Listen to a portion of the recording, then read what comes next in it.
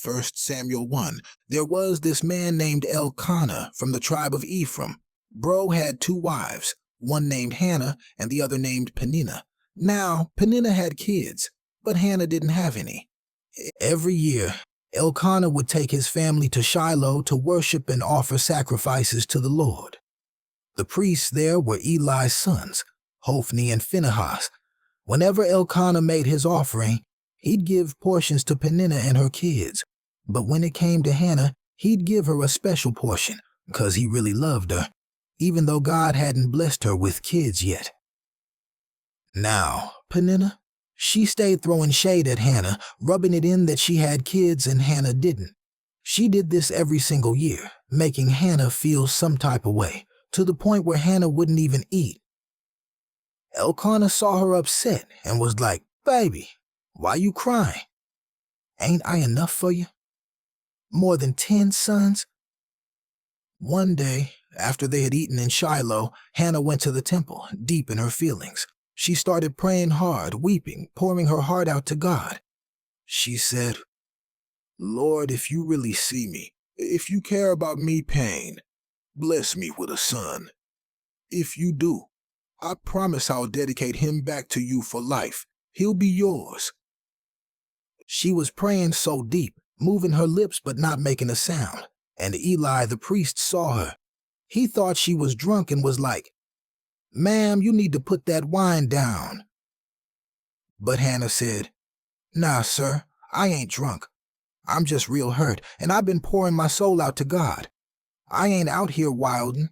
I'm just praying from the heart." Eli felt that and told her, "Go in peace. May God give you what you've been asking for."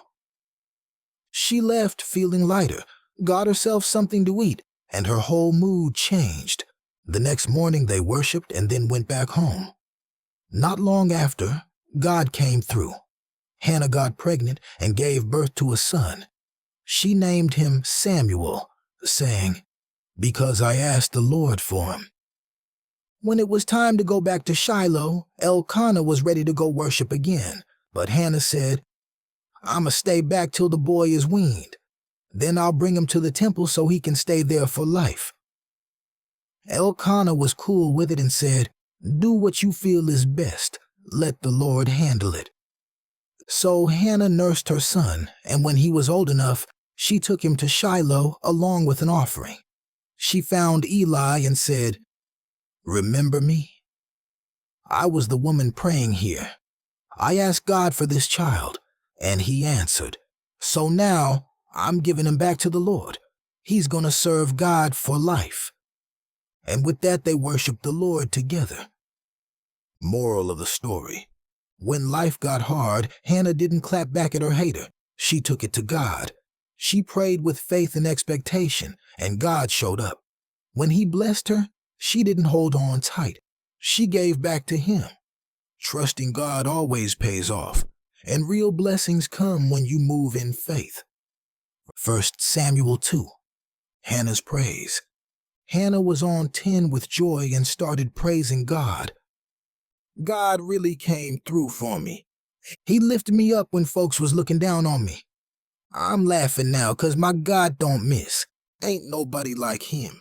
He's solid. He my rock. Don't be out here talking reckless, acting like God ain't running things. He the one who humbles and the one who levels folks up. The weak, he make 'em strong. The ones struggling, he bless 'em with plenty. The ones who had everything but no purpose, he make 'em useful. God can bring folks up or take 'em down in a second. He lifts the broken up from the dirt and sits them next to kings. He the one running the whole show. He got my back and he gonna keep me steady. But the ones moving funny, he gonna handle them. They can try to fight, but it's a losing battle. God got all the power, and he gonna give strength to the one he chooses." Eli's sons wildin'. Now Eli's sons, straight up menaces. They were supposed to be serving as priests, but they ain't respect God at all. Whenever people brought their sacrifices, these dudes would send their assistant to take the best parts of the meat before it was even offered to God. They didn't care about the rules, just wanted the good stuff for themselves.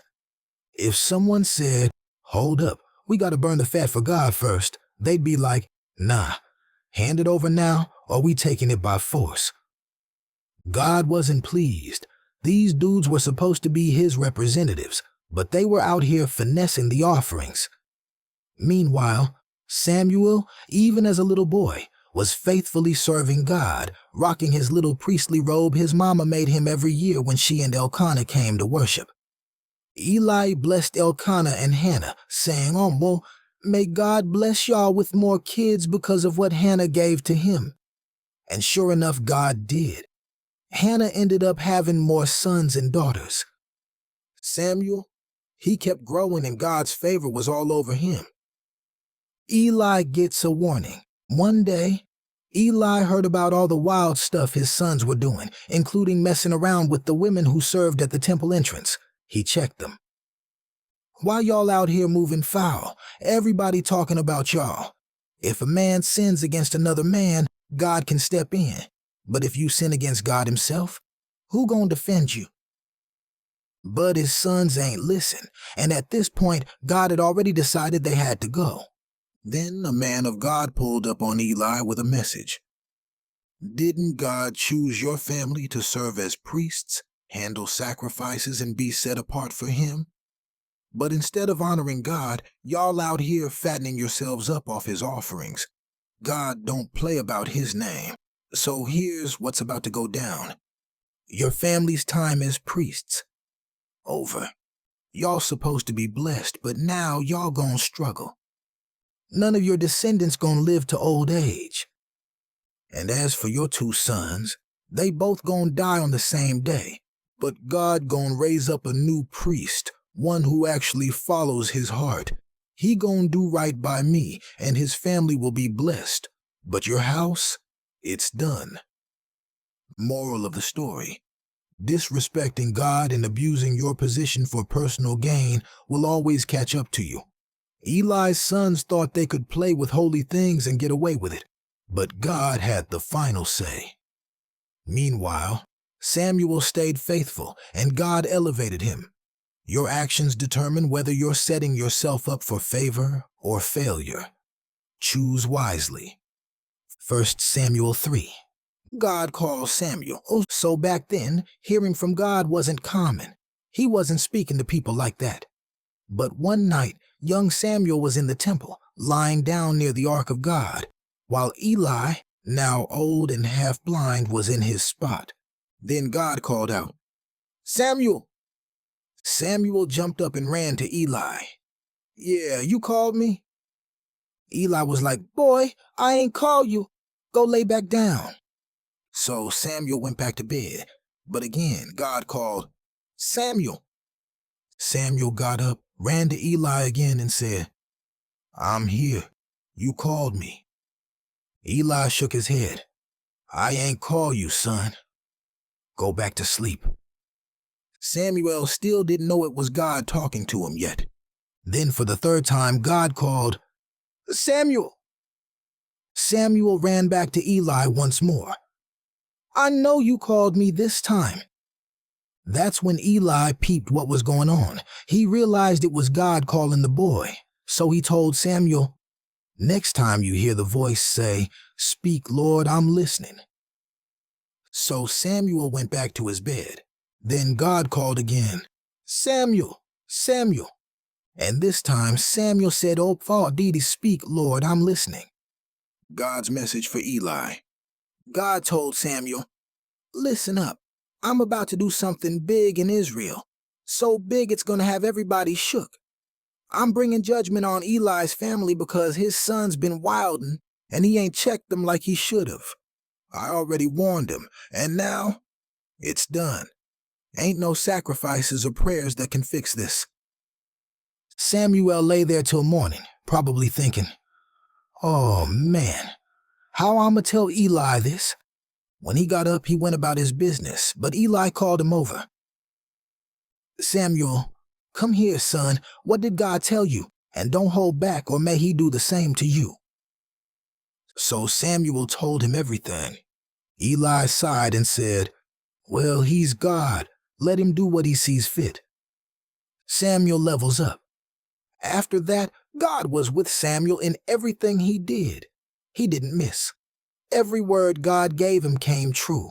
And soon, all of Israel, from one end to the other, knew Samuel was the prophet of God. God kept speaking to him in Shiloh, and from then on, the word of the Lord was flowing through Samuel. Morale of the story. Sometimes, God calls you before you even realize who he is. Samuel didn't recognize God's voice at first, but when he finally listened, his whole life changed. Meanwhile, Eli knew better, but didn't act on it, and his whole family paid the price. Lesson: stay ready to hear from God, and when he speaks, move. 1 Samuel 4. Israel gets too confident and loses the ark. So Israel went to war against the Philistines. They set up camp, and the Philistines did the same. When the battle started, Israel took a major L. About 4,000 soldiers got dropped right then and there. After the battle, the Israelite leaders huddled up like, "Yo, why did God let us take this loss? I know what we need. Let's go get the Ark of the Covenant. If we bring it here, God will fight for us." So they sent men to Shiloh to bring the ark, and guess who came with it? Eli's reckless sons, Hophni and Phinehas. When the ark arrived at the camp, Israel went crazy, cheering so loud that the ground shook. The Philistines heard it and were like, "Yo, what's that noise? Why they so hype?" Then they found out the ark was in the Israelite camp and got shook. "Oh man, their God showed up. We're done for. This the same God that wiped out Egypt with plagues. We can't win against that." But then their leader stepped up and said, "Don't quit acting scared. Y'all want to be slaves to Israel like they were to us? Nah, we fighting today. Man up and handle business." So they did. Philistines catch a win and take the ark. The next battle was even worse for Israel. The Philistines wiped out 30,000 Israelite soldiers, and to make it even crazier, they stole the Ark of the Covenant. Eli's sons, Hophni and Phinehas, both dead. Eli gets the news and dies. A man ran back to Shiloh that same day, clothes torn, dirt on his head, signs of bad news. Eli, now 98 years old and nearly blind, was sitting by the road, nervous. He knew something was wrong. The messenger ran into town and told everyone what happened. The city started wailing. Eli heard the commotion and asked, "What's going on?" The man ran up to him and said, "We lost the battle. Israel took huge losses. Your sons are dead." And they took the ark. When Eli heard that last part, he fell backward off his chair, broke his neck, and died. He had been Israel's judge for 40 years. Phinehas' wife gives birth and dies. Meanwhile, Phinehas' wife was pregnant. When she heard the ark was gone and her husband and father-in-law were dead, she went into labor immediately. It was too much for her. She was dying. As she was passing, the women around her said, "Don't worry, you had a son." But she didn't even react. Instead, she named the boy Ichabod, meaning the glory is gone, because she knew, without God's presence, Israel was in trouble. Morale of the story: you can't just bring God along when you're in trouble and expect instant wins. Israel thought they could use the ark like a lucky charm, but they weren't actually moving in obedience. God ain't to be played with. If you're not walking with him, don't expect him to show up on demand. 1 Samuel 5. The Philistines try to keep the ark. Big mistake. So the Philistines took the ark and brought it to Ashdod, one of their major cities. They put it in the temple of Dagon, their idol, right next to the statue of Dagon, like, "Look what we got." Next morning, Dagon was on the floor. The priests were like, "Huh? That's weird." They picked it up and put it back. Next morning, same thing, but this time Dagon's head and hands were broken off. Just his body was left. At that point, everybody in Ashdod was like, "Oh, nah, this ain't good." Then, out of nowhere, God hit them with plagues. People started getting tumors all over their bodies. The whole city was in chaos. They tried to pass the problem around. The people of Ashdod called a meeting. "We got to get this ark out of here. This thing is ruining us." So they sent it to Gath, another Philistine city. But guess what? Same thing happened. Tumors, chaos. People started panicking. So the people of Gath were like, "Oh, nah, y'all not dumping this mess on us. Send it to Ekron." But before they even got it there, the people of Ekron saw them coming and were like, "No, don't bring that thing here. We heard what happened. It's a death sentence." At this point, the Philistine leaders got together and admitted, "Yeah, we got to send this ark back to Israel before we all die." Moral of the story: you might think you're in control, but if you're messing with something that belongs to God, it'll humble you real fast. The Philistines thought they won by taking the ark, but they learned the hard way. You can't keep God where he don't belong. 1 Samuel 6. The Philistines try to return the ark. The ark had been with the Philistines for 7 months, and they were miserable. Tumors, sickness, and panic had taken over every city it touched. So they called in their priests and diviners. "What do we do? How do we send this thing back without making God even matter?" The priests said, "Don't just send it back empty-handed. You got to give a guilt offering too. Make 5 gold tumors and 5 gold rats, one for each of your cities, 'cause y'all all got hit. Maybe then God will chill." Then they came up with a test. Get 2 cows that just had calves, hook them up to a cart, and put the ark on it with the gold offerings. But don't guide them. Let them walk freely. If they go toward Israel, we'll know God was behind all this. If they don't, then maybe it was all just bad luck. The ark comes home. They did exactly that. The cows, with no one leading them, walked straight to Beth Shemesh in Israel, mooing the whole way. The Philistine rulers followed from a distance, watching. When the people of Beth Shemesh saw the ark coming, they lost it. They started celebrating and offering sacrifices right then and there. But then some of them got too curious and looked inside the ark. Big mistake.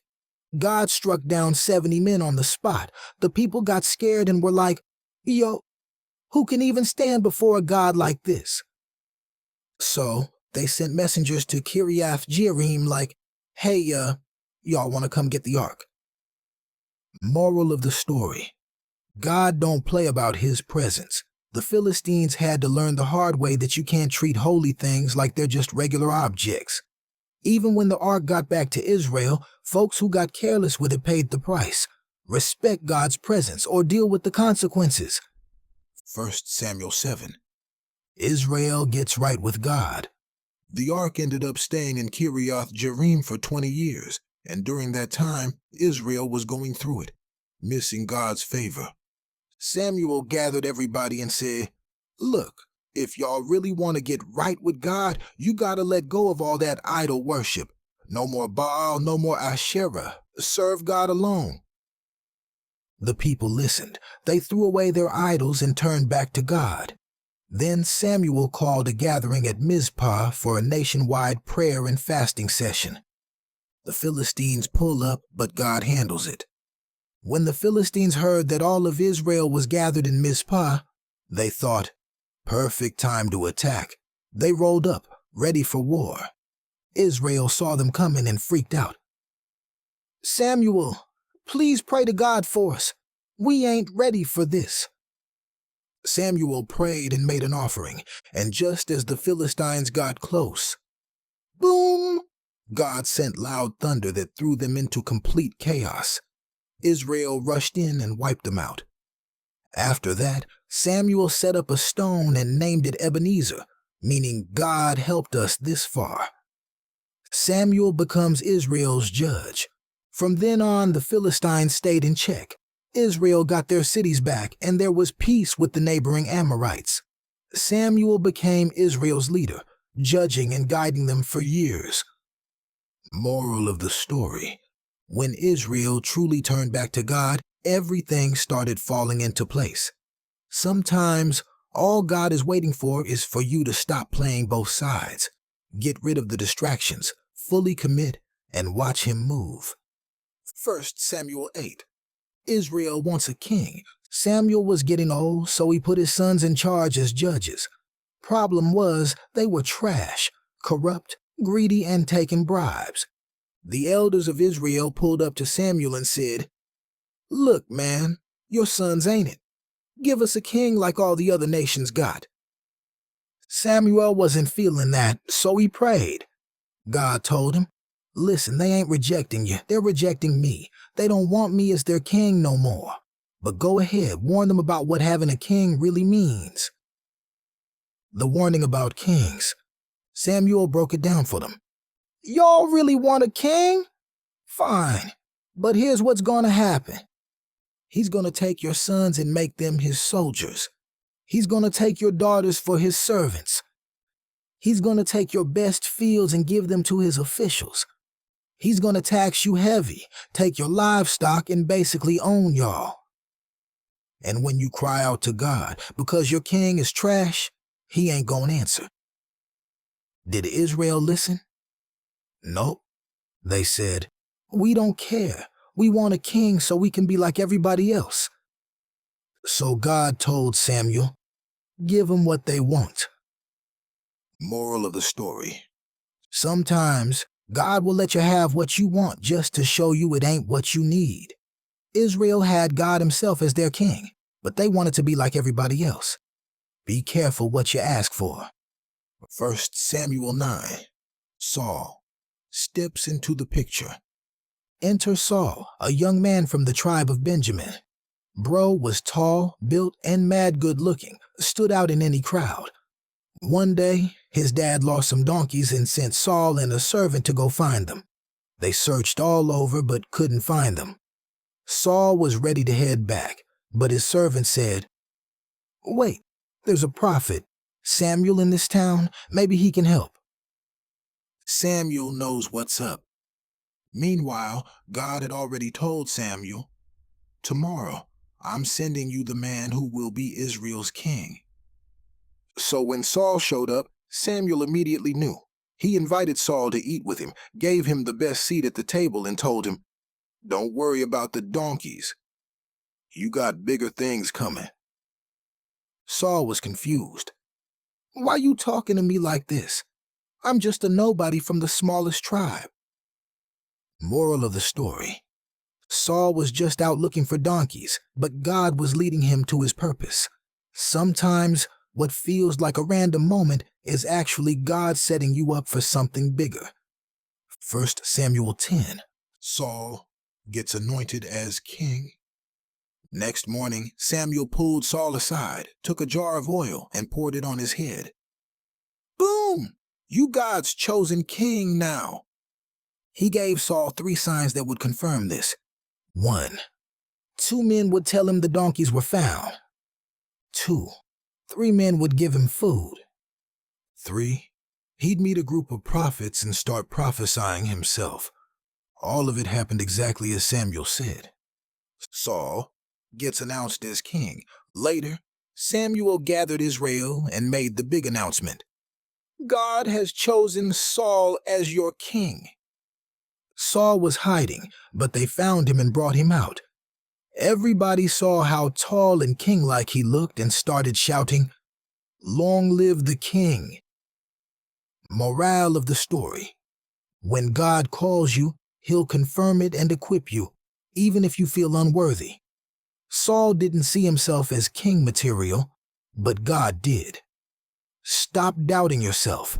If he called you, he got you. 1 Samuel 11. Saul's first battle as king. So this dude Nahash, king of the Ammonites, pulled up on Jabesh Gilead and told them, "Y'all got 2 options. Surrender and let me gouge out everybody's right eye or die." The people of Jabesh Gilead panicked and said, "Hold up, Give us 7 days to see if anyone will come save us. Nahash was so cocky, he actually let them do it. Messengers ran to Saul's town, and when the people heard, they started crying. But when Saul got the news, God's spirit hit him different. Anger rushed over him. Saul took 2 oxen, chopped them up, and sent the pieces all over Israel with a message. If y'all don't show up to fight, this gonna be you. That got 330,000 men ready for battle real fast. Saul wipes the Ammonites. The next day, Saul's army mopped the Ammonites. Straight up dominated them. The few survivors scattered so bad that no 2 were left together.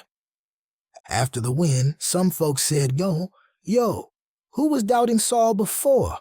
Bring them out so we can handle them. But Saul was like, Nah, we celebrating today. God came through, not me.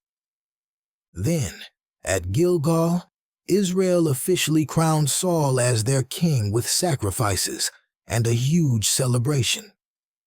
Moral of the story: when God calls you, he will empower you. Saul wasn't a warrior at first, but when God's spirit hit, he moved with confidence and leadership. Sometimes, God won't show you your strength until it's time to use it. 1 Samuel 12 is Samuel's farewell speech. Now that Saul was officially king, Samuel stepped up like, All right, my job is done. Y'all got y'all king, but before I go, let me make one thing clear. I've led y'all since I was a kid. Have I ever cheated y'all? Taken bribes? Mistreated anybody? The people answered, No, you've been solid. Then Samuel broke it down. Y'all wanted a king, but never forget, God is still the real king. If you and your king obey him, y'all gonna be straight. But if y'all start acting up, he gonna handle y'all just like he handled y'all ancestors. To prove his point, Samuel called on God to send thunder and rain, and boom, the storm came. The people got shook. They begged Samuel, Please pray for us. We realize we messed up asking for a king. Samuel said, Chill. God ain't abandoning y'all. Just stay faithful. But if y'all turn away, it's over. Moral of the story: just because God lets you have something doesn't mean it was the best option. Israel wanted a king so bad, but Samuel reminded them that obedience is what really matters, not just having a leader. 1 Samuel 13, Saul's first major mistake. Saul's army was deep, 3,000 soldiers, but when the Philistines pulled up, they came with 30,000 chariots, 6,000 horsemen, and soldiers as numerous as sand. Israel got scared. Some hid in caves, others ran across the border, and the rest was shaking in fear. Samuel had told Saul, Wait 7 days for me, and I'll offer sacrifices before we fight.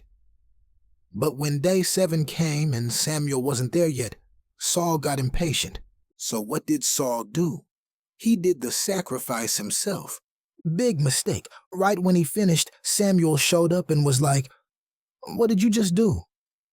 Saul said, You were late, the troops were scared, and the Philistines were ready to attack.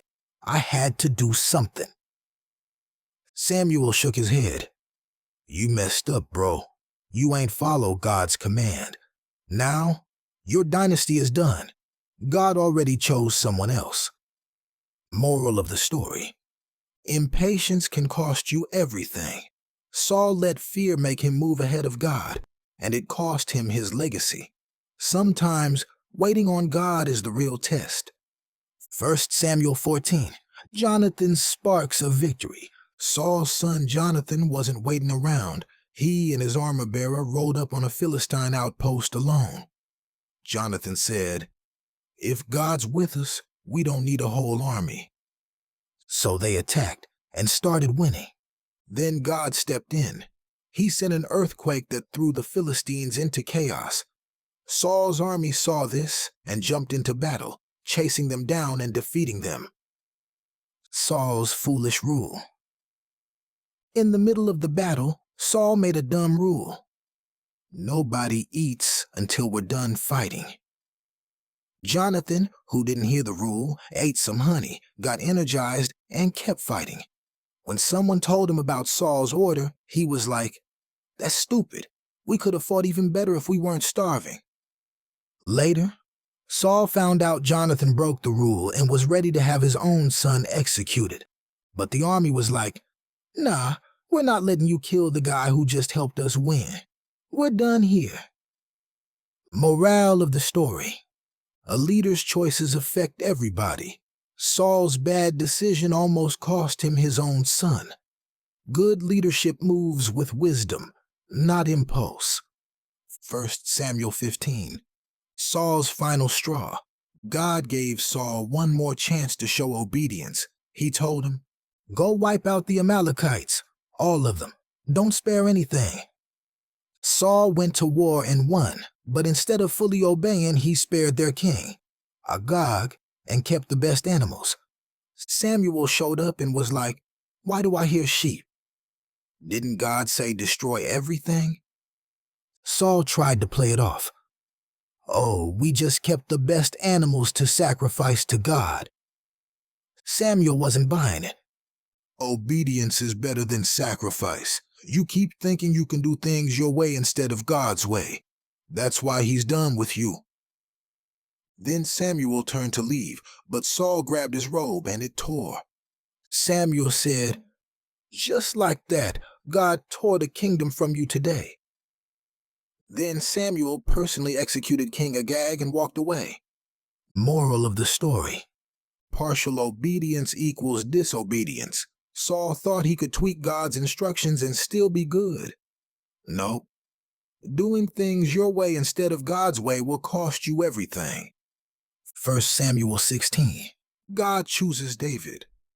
After rejecting Saul, God told Samuel, "Why you still crying over Saul? I already moved on. Go to Jesse's house in Bethlehem. I got a new king there." Samuel was nervous. "If Saul finds out, he gonna kill me." God said, "Just take a cow, say you're offering a sacrifice, and invite Jesse's family." When Samuel saw Eliab, Jesse's oldest son, he thought, "This gotta be the one. Bro looks like a king." But God checked him real quick. "Nah, you looking at his appearance. I look at the heart." Jesse brought out 7 sons, and for each one, God said, "Nah, not him." Samuel was confused. "You got any more sons?" Jesse said, "Well, there's David, but he's just a shepherd boy." Samuel said, "Go get him. We ain't sitting down till he get here." David pulled up, young, good-looking, but most importantly, God had his hand on him. God said, "That's him. Anoint him." Samuel poured the oil on David's head, and from that moment on, God's spirit was with him heavy. Saul gets a whole evil spirit. Meanwhile, God's spirit left Saul, and an evil spirit started tormenting him. His servant suggested music therapy. "Maybe if someone plays the harp, you'll feel better." Guess who they found? David. Saul had no idea David was his replacement, so he brought him into the palace as his personal musician. Whenever the evil spirit hit, David played, and Saul calmed down. Moral of the story: God doesn't choose based on looks, status, or people's opinions. He looks at your heart, and sometimes your next level is coming, but you gotta be patient and let God set it up. 1 Samuel 17, David versus Goliath. The Philistines had a giant problem. Literally. Goliath, 9 feet tall, stepped out and said, "Ain't no need for a full war. Just send one soldier to fight me. If he wins, we'll be your slaves. But if I win, y'all serve us."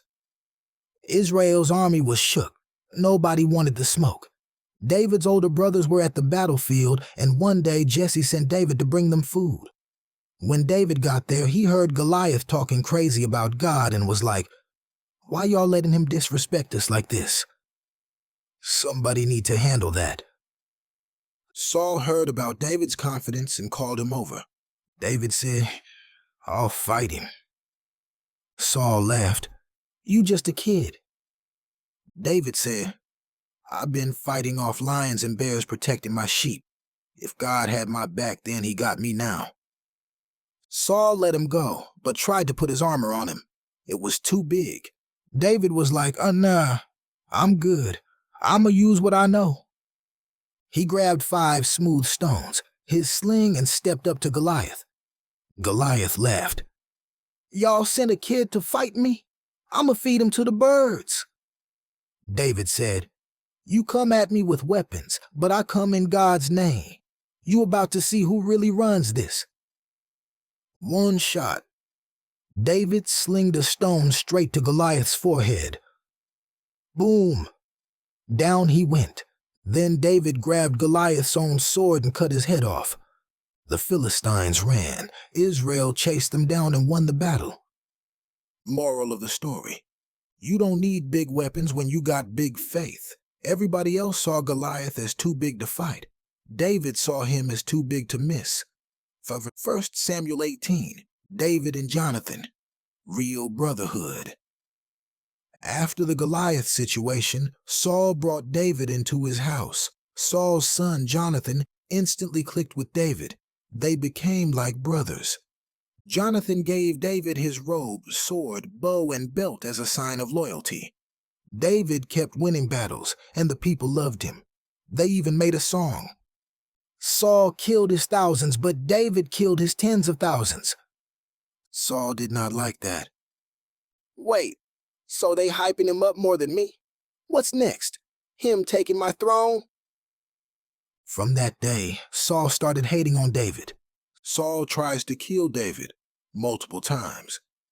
One day, the evil spirit hit Saul again, and David was playing the harp to calm him. Saul grabbed a spear and tried to pin him to the wall. David dodged twice. Saul got sneakier and made David a commander, hoping he'd die in battle. Instead, David kept winning. Then Saul said, "Marry my daughter Merab."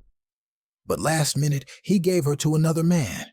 Then Saul's other daughter, Michal, fell for David. Saul thought, bet she can be a trap for him. He told David, "You can marry Michal, but first bring me 100 dead Philistines." David went and killed 200. At this point, Saul realized God was with David, and it drove him even crazier. Moral of the story: when God's favor is on you, haters will hate. Saul saw David as a threat, but what God has for you ain't stoppable. 1 Samuel 19. Jonathan tries to save David. Saul told his people, "Kill David." Jonathan warned David, "My dad is tweaking.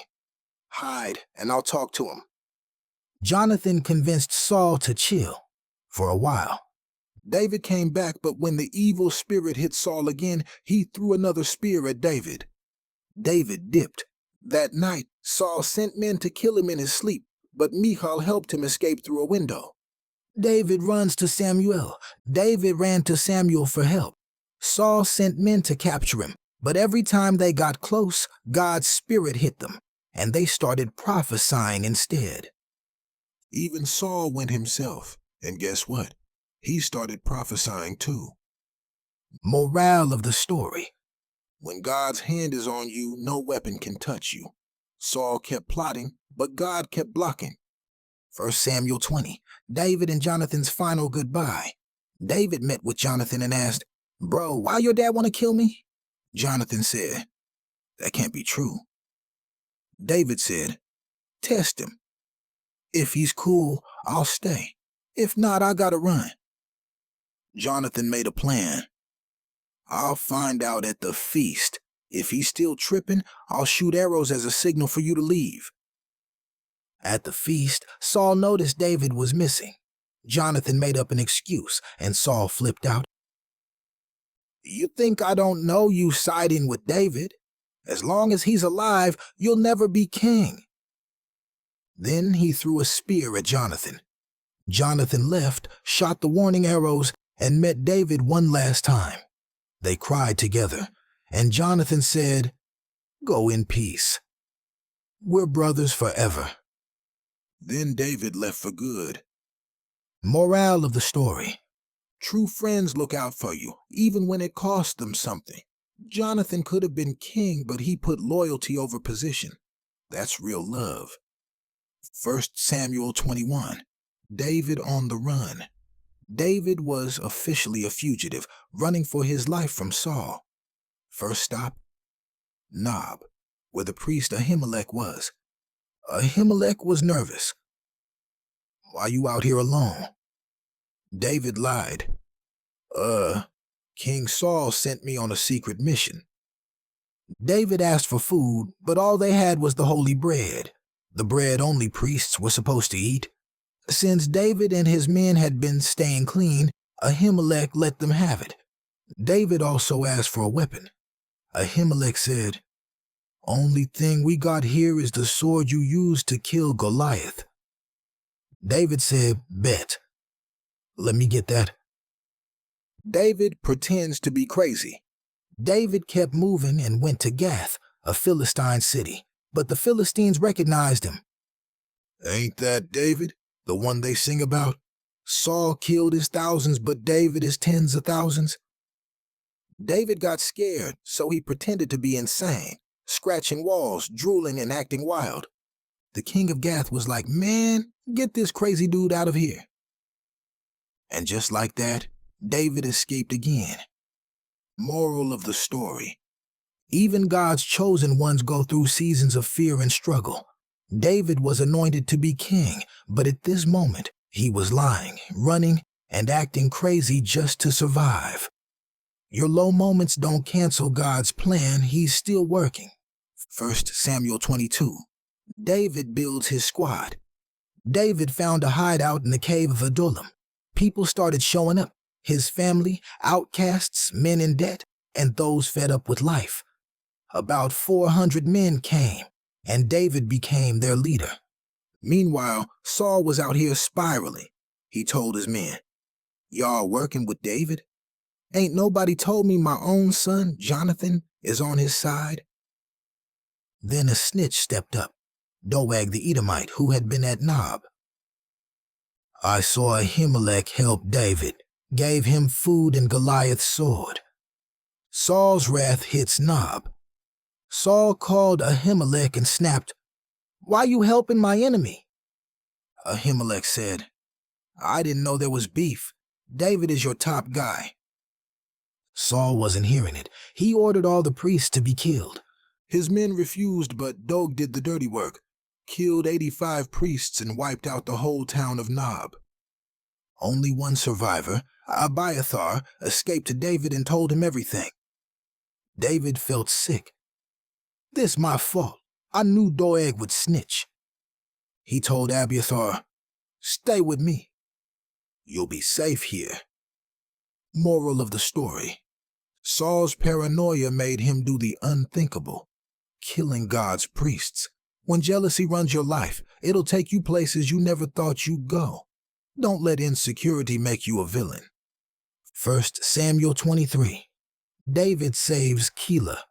The Philistines were attacking the town of Keilah, and David asked God, "Should I go save them?" God said, "Go. You'll win." David's men were nervous, but David asked God again, and God confirmed it. So they went, wiped out the Philistines, and saved the city. But then Saul found out where David was and said, "Bet." He trapped himself in a walled city. David prayed again. "God, will Keilah turn me in?" God said, "Yep."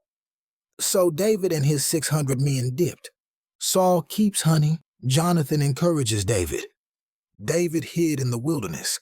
Saul was searching daily, but God never let him catch David. Jonathan pulled up and said, "Bro, don't trip. God got you. You're going to be king, and even my dad knows it."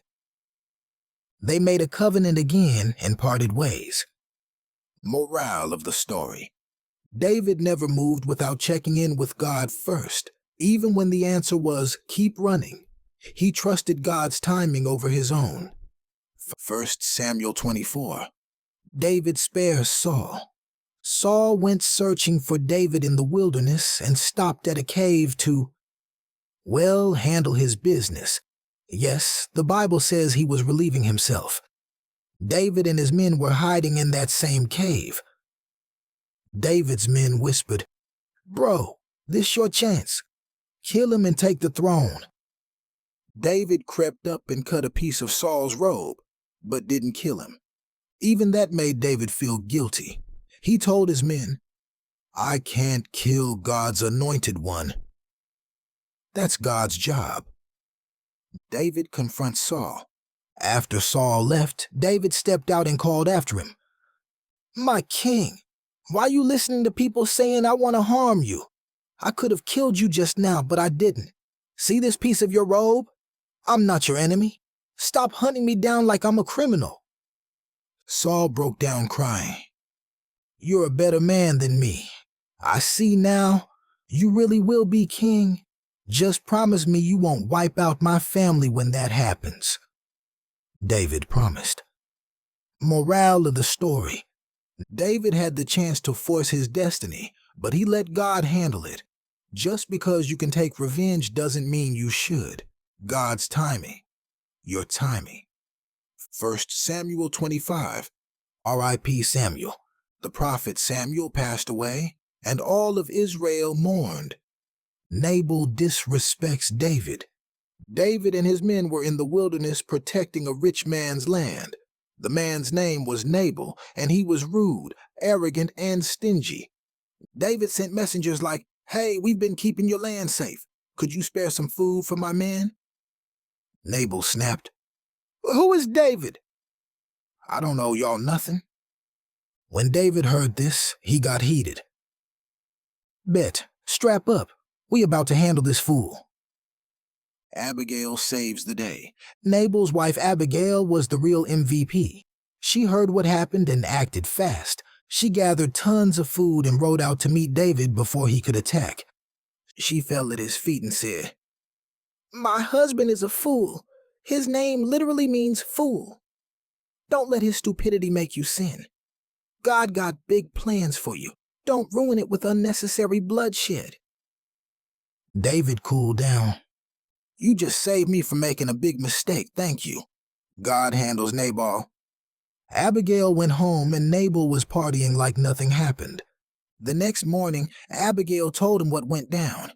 Dude had a stroke on the spot and died 10 days later. When David heard, he said, "Well, God handled it." Then David sent for Abigail and married her. Moral of the story: don't let pride make you act reckless. David was about to make a huge mistake, but Abigail's wisdom saved him. Let God fight your battles. He always handles it better. 1 Samuel 26. David spares Saul. Again. Saul was back on his nonsense. Even after crying and promising to stop chasing David, he was hunting him down again. David got word that Saul was camped out with 3,000 soldiers, so he and his guy Abishai snuck into Saul's camp while everyone was knocked out. Abishai whispered, "Bro, God delivered him right into your hands. Let me handle this. One strike, no second swing." David shook his head. "Nah, we don't touch God's anointed. If Saul's meant to die, God will handle it." Instead, David took Saul's spear and water jug and dipped. David calls Saul out. Once David was a safe distance away, he called out, "Yo, Abner," Saul's bodyguard, "you asleep on the job? Someone could have killed the king. Look, I got his spear and water jug." Saul woke up, recognized David's voice, and said, "Is that you, my son?" David said, "Why you chasing me? What have I done to you? If God is mad at me, let me fix it. But if it's just hate, let God judge you." Saul broke down crying again. "I have sinned. You're a better man than me. I won't chase you anymore." David gave his stuff back and said, "May God reward each of us for what we deserve." Then they went their separate ways. Moral of the story: David could have ended his struggle right there, but he let God handle it instead. Just because revenge is easy doesn't mean it's right. Patience plus trust in God's timing equals elevation. 1 Samuel 27, David moves to Philistine territory. David realized, Saul is never going to stop chasing me. I got to switch it up. So he took his 600 men and their families and went to Gath, a Philistine city. He told the king, Achish, let me stay here. I'm done with Israel. Achish believed him and gave him Ziklag, a town where David and his people stayed for over a year. David's sneaky moves. David acted like he was working for the Philistines, but in reality, he was attacking enemy towns, wiping them out, and telling Achish he was raiding Israelite lands. Achish thought, David really turned against Israel. He's stuck with me forever. Moral of the story. Sometimes God puts you in a season of strategy, where you gotta move smart while waiting for your breakthrough. David never lost sight of who he was, even while living among his enemies. For 1 Samuel 28. Saul gets desperate. The Philistines were gearing up for war against Israel, and Saul saw their army and got shook. He prayed, but God wasn't answering. No dreams, no prophets, no nothing. So Saul did the unthinkable. He went to a witch. Saul and the witch of Endor. God had banned witchcraft, but Saul disguised himself and went to a medium in Endor. He told her, Call up the spirit of Samuel. When Samuel appeared, the woman screamed. She realized Saul was the king. Samuel was not happy. Why are you disturbing me? Saul said, God won't talk to me. I don't know what to do. Samuel said, Well, duh. You disobeyed God too many times. Now your kingdom is done. Tomorrow you and your sons will be dead, and Israel will lose this war. Saul collapsed in fear. Moral of the story. If you keep ignoring God, don't be surprised when he stops talking. Saul had plenty of chances to repent, but he chose his own way. Now his fate was sealed. 1 Samuel 29. The Philistines don't trust David. The Philistine army lined up to fight Israel, and David and his men pulled up ready to fight, or at least pretending to be. But the Philistine commander said, Hold up, why is David here? Ain't this the dude who killed thousands of us? Achish said, Chill, David been loyal. The commanders weren't having it. Nah, what if he flips on us mid-battle? Send him back. Achish told David, Look, I know you cool, but my guys don't trust you. Go home. David acted offended, but I was ready to fight. Achish said, I know, but it is what it is. David and his men went back to Ziklag. Moral of the story. God sometimes blocks you from battles you don't even need to be in. If David had fought Israel, he would have messed up his whole destiny. Rejection can be protection. 1 Samuel 30. David's worst day turns into his best victory. David and his men got back to Ziklag, and what did they find? Everything burned, their wives and kids gone. The Amalekites had raided the town while they were gone. David's men were heartbroken. Grown warriors cried until they had no tears left. Then they turned on David and talked about stoning him. But instead of panicking, David encouraged himself in the Lord. Then he asked God, Should I go after them? God said, Go. You will win and recover everything. David goes. After the Amalekites. David took 600 men, but 200 were too exhausted to continue, so they stayed behind. On the way, they found an Egyptian slave left for dead by the Amalekites. They fed him, and he told them exactly where the enemy was. David and his men attacked and wiped out the Amalekites, getting everything back. Their wives, kids, and even extra treasure. David's generosity. On the way back, some of his men said, The 200 that stayed behind shouldn't get any of the treasure. David said, "Nah, everyone gets a share. This victory was from God, not just us." He also sent extra gifts to the towns of Judah to bless the people. Moral of the story: even when everything seems lost, God can restore it all. David's worst day turned into his biggest comeback because he sought God first. When life gets crazy, don't give up. Go to God. 1 Samuel 31. Saul's final battle. The Philistines and Israel finally clashed, and it was ugly. Israel's army got wrecked, and many soldiers ran for their lives. Saul's 3 sons, Jonathan, Abinadab, and Malchishua, were all killed. The Philistine archers spotted Saul and lit him up with arrows. He was badly wounded. Saul's tragic end. Saul turned to his armor-bearer and said, "Finish me off before these Philistines torture me." His armor-bearer was too scared, so Saul fell on his own sword. When the armor-bearer saw Saul was dead, he did the same. Just like that, Saul and his whole line were wiped out. The aftermath. When the Israelites saw what happened, they abandoned their cities, and the Philistines moved in and took over. The next day, the Philistines went through the battlefield, looting bodies, and found Saul's corpse. They cut off his head, took his armor as a trophy, hung his body on the wall of Beth-shan. Jabesh-Gilead shows loyalty. When the people of Jabesh-Gilead heard about this, they risked their lives, snuck into the Philistine city, and retrieved Saul and his sons' bodies. They gave them a proper burial and fasted for 7 days and mourning.